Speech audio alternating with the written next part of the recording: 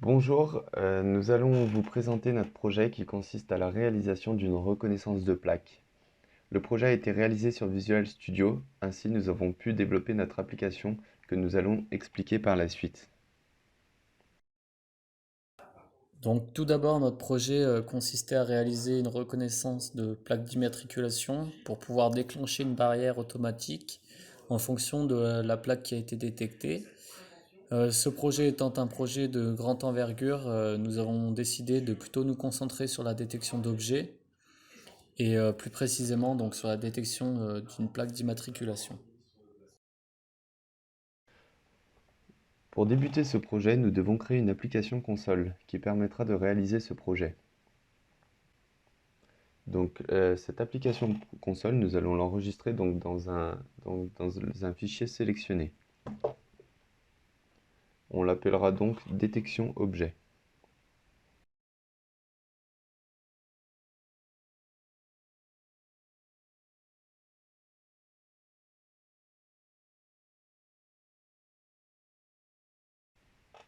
Une fois l'application créée, on va ensuite ajouter des bibliothèques, les bibliothèques qu'on aura besoin. Donc la première, c'est microsoft.ml.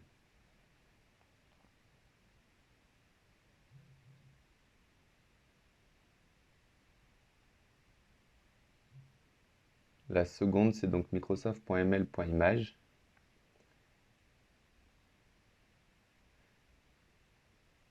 Et pour terminer, on prend la dernière qui se finit par .onnx. Ces trois bibliothèques donc sont indispensables pour mener à bien ce projet.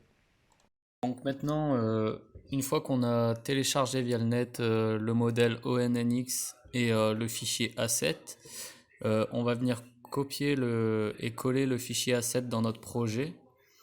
Et on va venir chercher le modèle ONNX qu'on va venir copier dans le menu A7.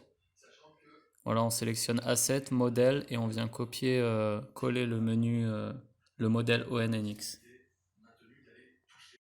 Donc ici, on va voir donc la structure du projet de manière globale.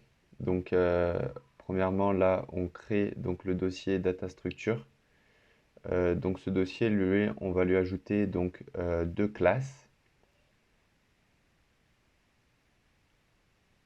Donc la première classe qu'on appelle ImageNetData, elle permet donc de charger une image en fonction du chemin spécifié. Et la deuxième classe qu'on va ajouter, elle s'appelle ImageNetPrediction. Elle, c'est une classe de prédiction donc qui prévoit donc les informations recueillies sur les images.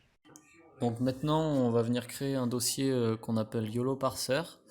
Ce dossier, il va contenir trois classes. La première classe, dimension base.cs, elle vient juste récolter les coordonnées des objets détectés par le modèle.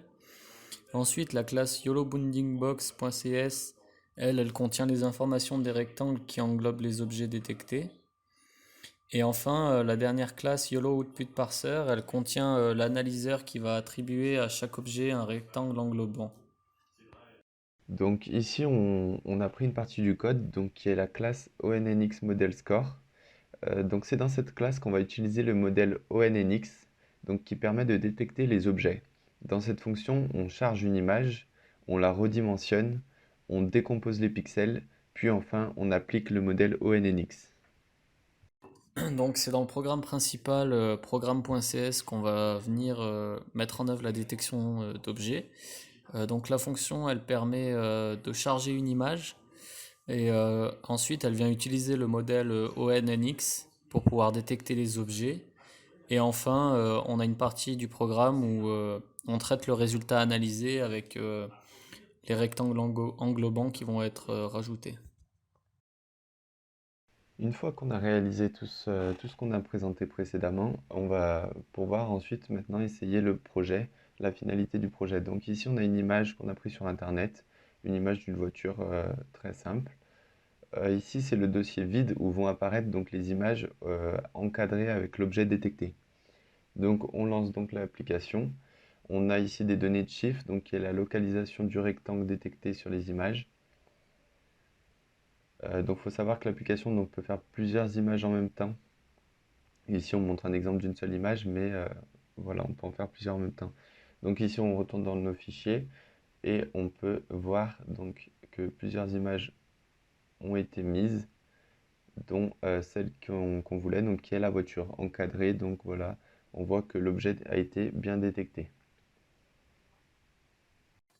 Donc comme vous avez pu le voir précédemment, donc les objets sont bien détectés. Ici on refait un test avec une image qu'on vient coller dans la partie dans le dossier correspondant. On voit qu'elle n'est pas présente dans le fichier de sortie. Donc on recompile et on va voir que l'image a bien été analysée et la voiture a bien été détectée. Donc voilà, on revient dans le dossier de sortie. Voilà, ici on a l'image 8 qui vient se mettre et qui a été analysée. Donc on voit bien l'objet détecté. Ensuite, on a fait les tests avec plusieurs images. Donc ici encore une voiture avec des voitures en fond. On peut voir que ça a bien détecté. Ici des tables et des chaises qui ont été détectées. Donc le modèle il comprend beaucoup d'objets, des animaux. C'est une base de données en fait qui contient quelques objets qui ont été mis dans le modèle. Voilà, donc ici des personnes, des chiens. C'est donc la fin de la vidéo, merci d'avoir regardé.